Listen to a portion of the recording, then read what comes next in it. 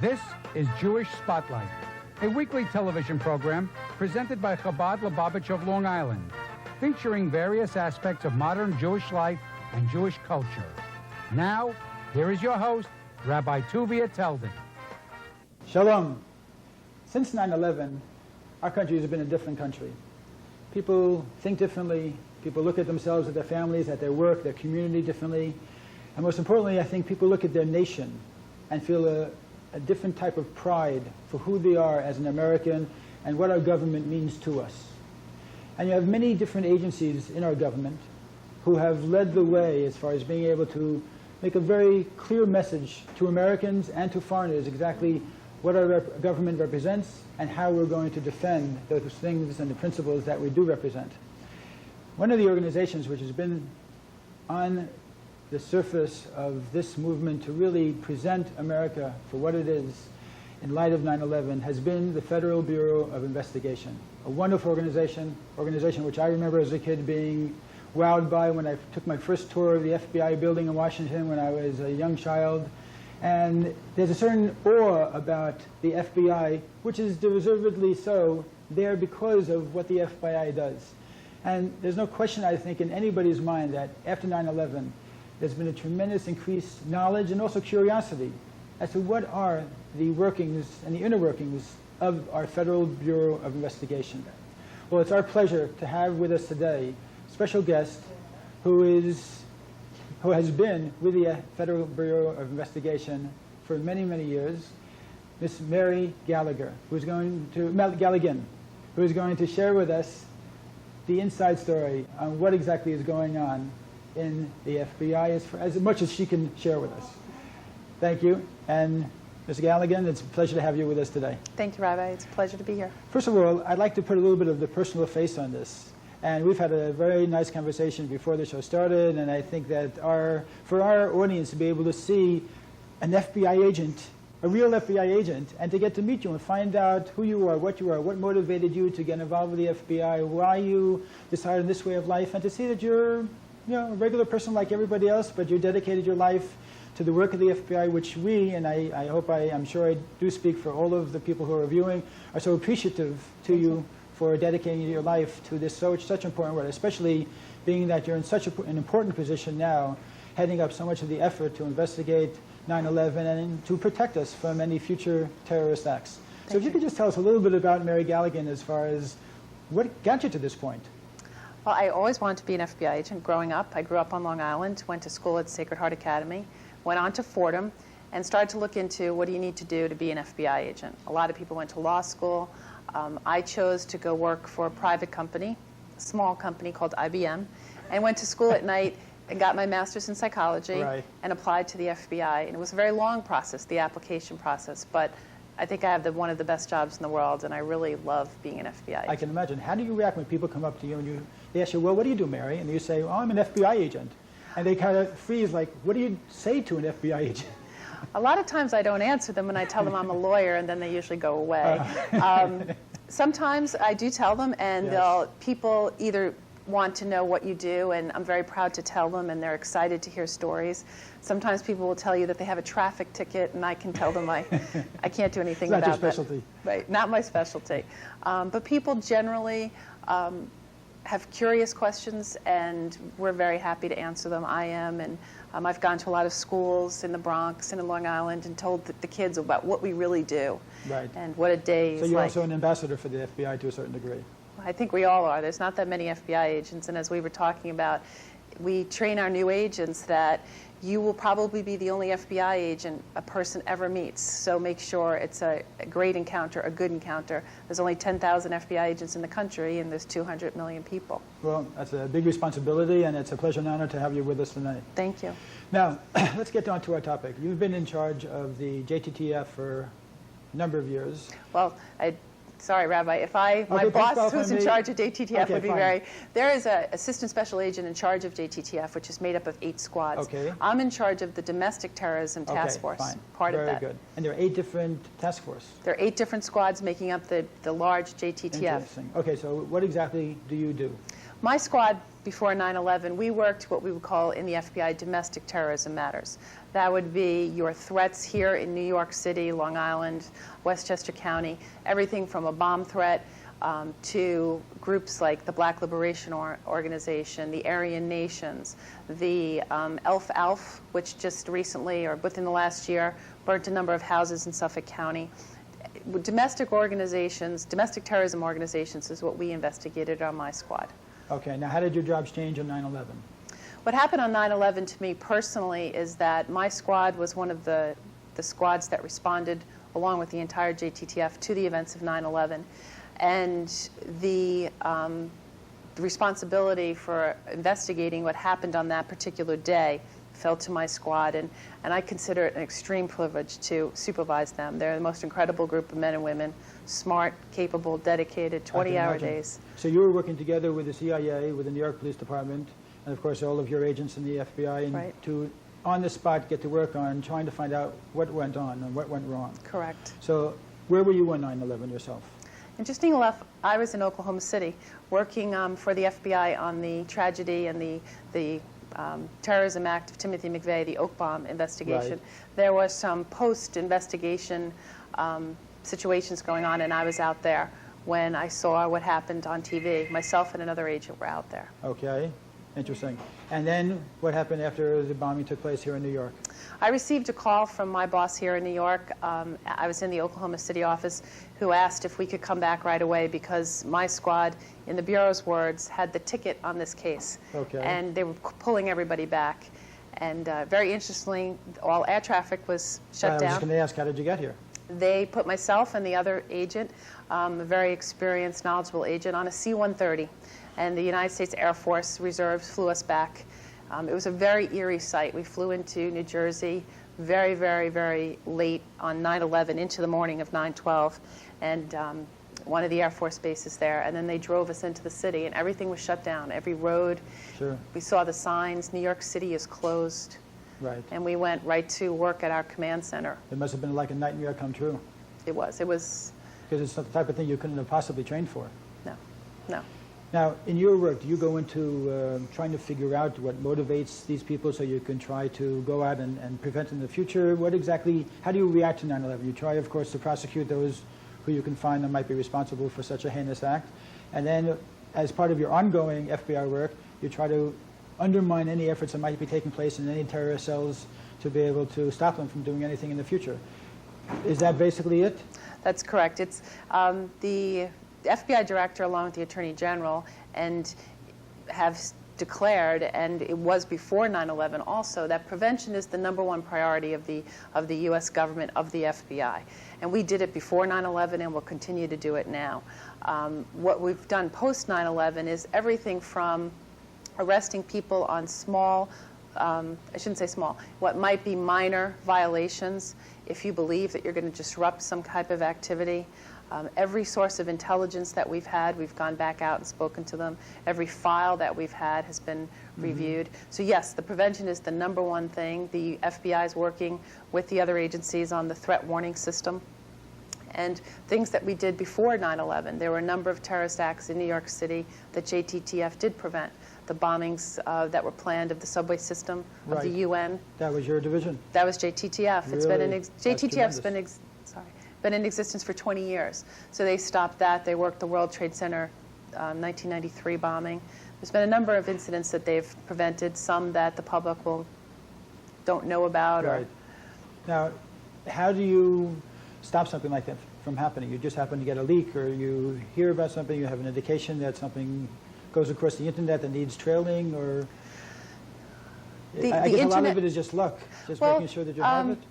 I think a lot of it is experience, it's determination, it's having sources of information. The internet is something that could be a source of information. Human sources are a great source of information, but the agents on JTTF specialize in different groups, and they know those groups, and they know the leaders of those groups, and they know where they travel in the world. One thing that the FBI has done under the direction of Director Free, before our present director, Director Mueller, we expanded our international base. We have more what they call LEGAD offices around the world. so that we can work with other countries right away on things that are occurring. And that's been a tremendous help in what goes on here in the United States. Interesting. Now, let's take, for instance, the Brooklyn Bridge murder, when a young Hasidic boy, in fact, his mother was a guest on our show, Devorah Halberstam, Yep. and Ari was shot by an Arab at the time Right. as he was crossing the bridge. Now, at the time, that was termed a hate crime. Today, if the same thing would happen, it's a different world, there's a different type of perception. Does that different perception affect you at all? Instead of something being termed as a hate crime, how do we find the difference between a hate crime and what would be called a terrorist crime? It's interesting you mentioned that case because I know Mrs. Halberstam very well, and we, in the last 2 years, have worked with her, and the FBI has declared that case now a terrorism investigation case. Right, which incidentally means a lot to her personally, I know, because this is something that she's been working on for a long time. It was almost like a personal campaign just to have her son's death recategorized Right. in that way, so Right. it means a lot. And I'm glad because Mrs. Halberstam has been through a tremendous amount of pain, and I'm sure she told you that it's included in, the FBI puts out a terrorism booklet every year. It's a summary of all terrorist incidents, both international and domestic, for that year. And the Brooklyn Bridge shooting has been now included in the timeline of terrorism events. It's there for 1994. Right. And the interesting thing, as the FBI explained to Mrs. Halberstam at the time, is we're a law enforcement organization, and we have to enforce the laws of the United States. So when you get to what's a hate crime, what's an act of terrorism, actually Title 18 of the Federal Code tries to define that. You're right, after 9/11, people's opinions change, how people would interpret the law changes, but there's specific things that have to happen. For example, international terrorism. You have to have a foreign power involved in the act for it to be classified by the FBI as international terrorism. Really?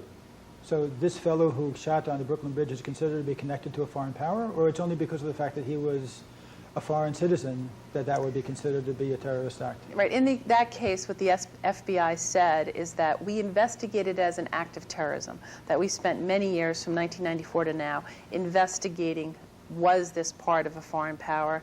Was this part of a conspiracy? Right. We didn't say that that's the conclusion we came to, but that we, the Bureau, investigated it by the Joint Terrorism Task Force as an investigation of terrorism, as opposed to a hate crime that would be investigated by a criminal squad.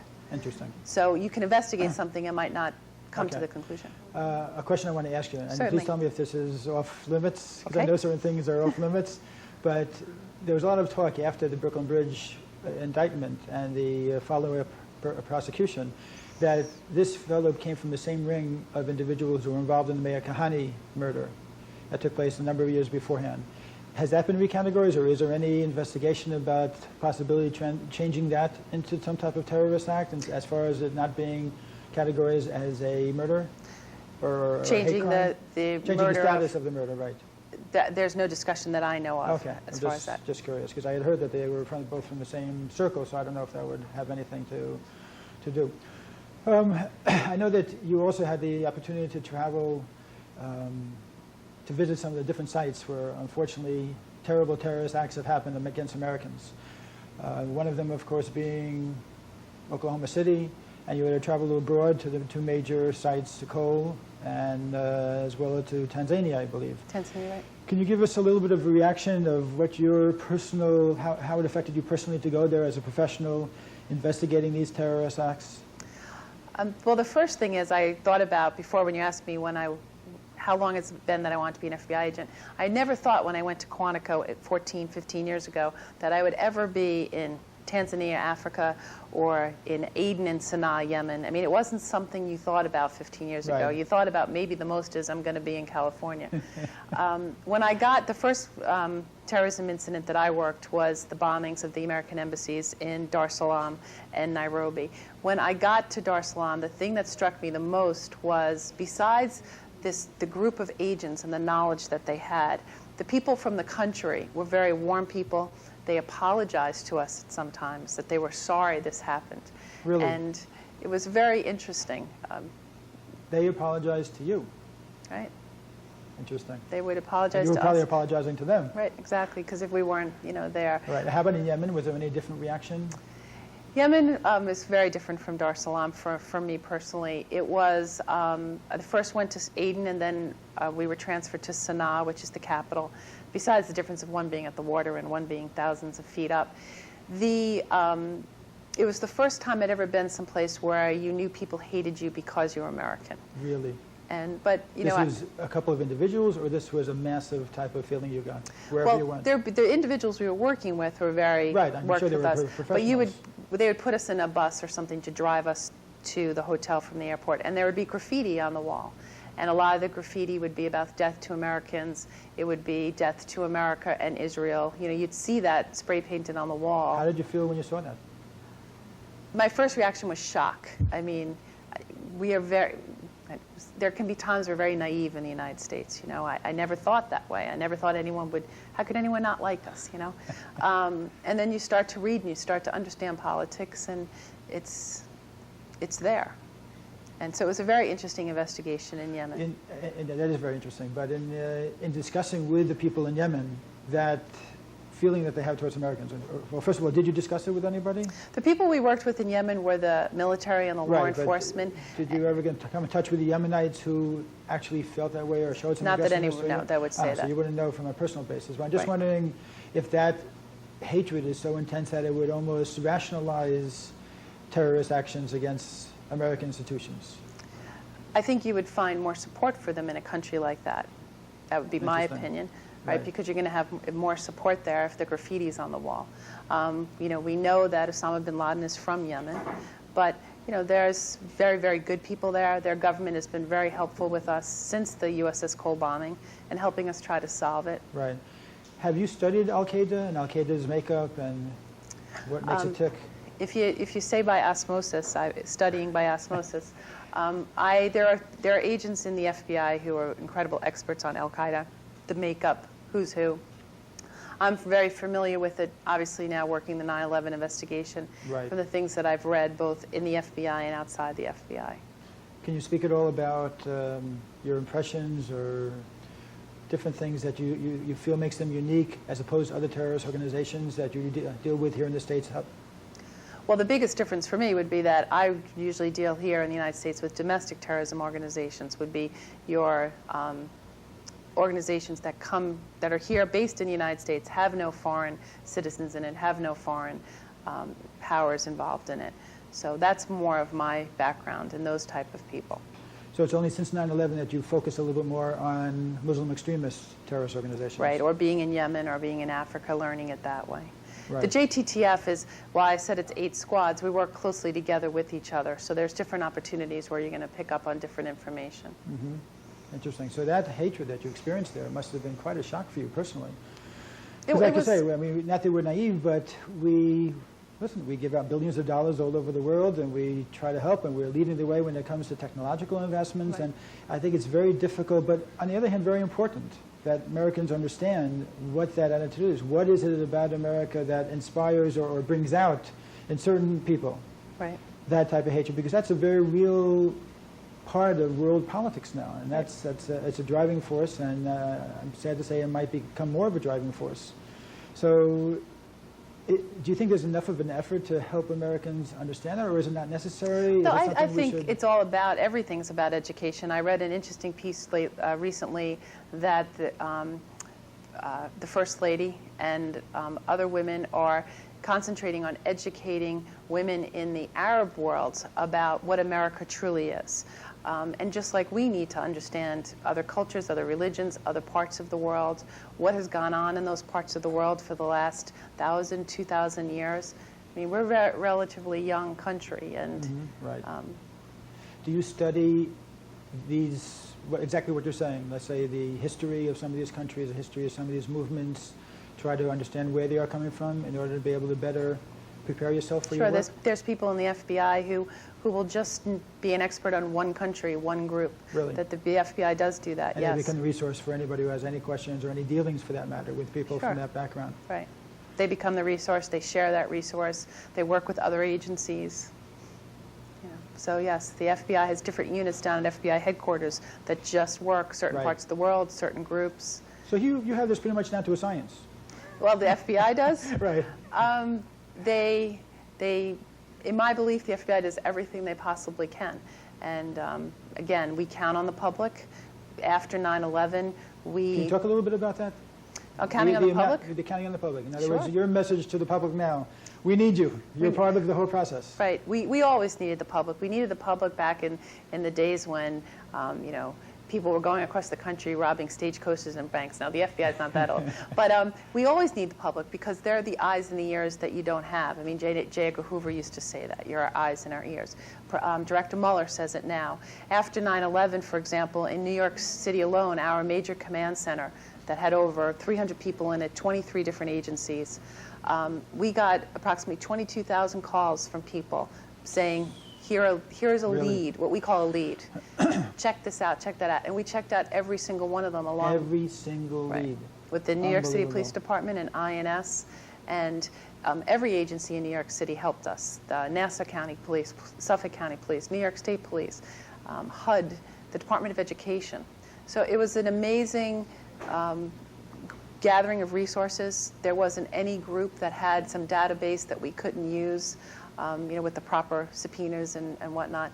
And the most interesting thing about that, for me personally, is a lot of people don't realize the FBI lost their headquarters in Manhattan after 9/11. Really?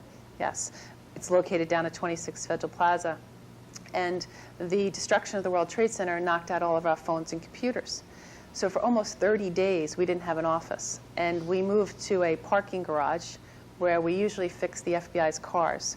So it was a secure location, and it had the communications we needed. And these men and women worked on cement floors, you know, with oil stains, with wires hanging from the ceiling.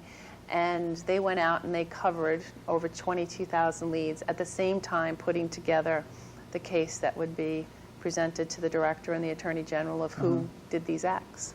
That's an incredible effort. It was. That's really amazing that people put in such time and dedication. Right. Plus, they had the stress of many of the agents that worked for me on my squad were there when the buildings came down, saw things that no human being should have to see. Some cases lost a family member, had to come to work in a city that's shut down. So all those stresses, and you never heard anybody say anything about those. How did you handle that? The stress or coming to work? Coming to work was easier for me because I had, out of necessity, a hotel room in the city. I was working pretty much 18, 20 hours days, and as were a lot of the people, take a shower, get some sleep. You got to a point where you had to send people home because the adrenaline. Well, the energy level, right? It must be so energy. intense. And the stress is that you have to count on the people that mean a lot to you, who you love, talk to them, and talk to your fellow agents about the things that you can't bring home. Right. And watch out for each other is the biggest thing. Right. And our chaplains, I was talking to you a little bit before, they were always around. Rabbi Bezer is one of them. Right. Father He's Paul. wonderful. He is great. He is great. It got me food, as I told you. So do you get a sense of fulfillment from your work? A great deal of fulfillment. I think it's about self-gratification. At the end of the day, looking into the mirror and being happy about what you did. Because it's certainly not about making millions of dollars or living or going to extravagant places. I mean, Africa and Yemen is not Tahiti and Paris. Right. Right. So I do. And hopefully helping people along the way, Right, whether I think it's the that's an important victims. part of it. Right. Exactly, because your interactions on a day-to-day basis are really there for the purpose of helping people, protecting people, Right. pointing out needs that they have, perhaps the vulnerabilities that they might not even know about, Right. and being able to prepare them for a better future. Right. Which is, as we say in Hebrew, a mitzvah. A mitzvah. It's a mitzvah. Okay, I've learned a new word. That's great. Tell us also, just in terms of, as somewhat of a conclusion, is there any story that you could share with us, or any personal encounter that you had that really gave you that sense of personal meaning, or a sense of accomplishment, a life that you touched, or a moving event? Is there anything you could share with us? Since 9/11? It could be at any time during the course of your career. Well, an interesting thing about 9/11 is because there is a trial coming up on September 30th, and the U.S. government is going for the death penalty against Zacharias Moussaoui, the defendant. By federal law, we need to notify the victims of what's going on and interview them to see if they want to testify at the death penalty stage. But we've never, ever had a case where there are over 3,000 victims. Sure. And we've been going around Today, as a matter of fact, there are agents that work for me in Washington, along with Washington Field Office, interviewing victims of the Pentagon. Both victims who were actually there burned, as well as family members. And when you're saying a fulfilling moment, it's very tiring, it's very draining. We did it in New York City for a week. We did it in Boston.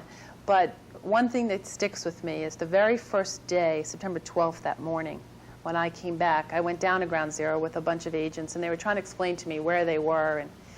And we have these jackets, raid jackets, you know, say FBI, JTTF. And a fireman came up to me, and he said, he just grabbed a hold of me, and he said, get them, just get them. And I don't know who he is. He doesn't know who I am. And I looked at him, and I said, we will. So it just sticks. It's kind of like you made somebody a promise. Mm-hmm. And the stories that we hear, and we say, they're not 3,000 statistics. Each one's an individual story, and Sure, each and I story think is it's more, important, sure. yeah, it's more horrible than the next. You know, so It that's must be very difficult for you, for anybody, to have to go through those types of interviews on a daily basis. right. The agents who do that, I admire them a great deal. And then what happens is you just try to go back to work and get caught up in the bureaucracy, and then you get sidetracked. You know, your mind can be sidetracked on it.